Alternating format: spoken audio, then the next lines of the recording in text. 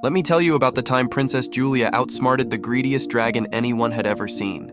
You see, for years, this enormous beast had been terrorizing her kingdom, demanding gold, jewels, and precious treasures as payment for not burning everything to the ground. The dragon, with scales that shimmered like polished emeralds, had a peculiar obsession. He loved counting his wealth more than anything else. Every night, he'd spend hours arranging his coins into neat little piles, making sure not a single piece was missing from his collection. Princess Julia wasn't like other royals.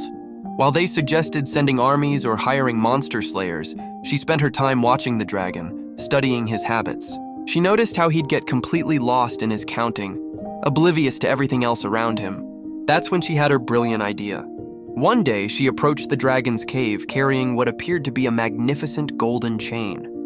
The dragon's eyes lit up instantly, but Julia held up her hand.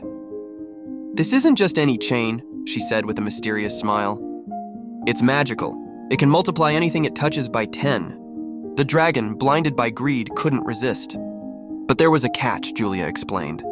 The chain would only work if the dragon took it far away from any other treasure. The magic gets confused by other valuable things, she said matter-of-factly.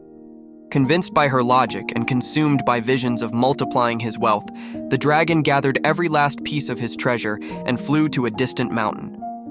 He was so excited about making his riches 10 times larger that he didn't realize he'd just removed all his stolen wealth from the kingdom.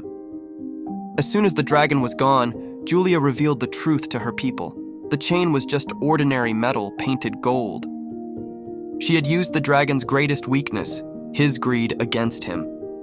By the time the dragon figured out he'd been tricked, he was too embarrassed to return. And that's how Princess Julia saved her kingdom, not with swords or spells, but with cleverness and an understanding of how greed can blind even the most fearsome of creatures. To this day, they say that Dragon is still in those far-off mountains, too proud to admit he fell for such a simple trick. The people of the kingdom learned an important lesson.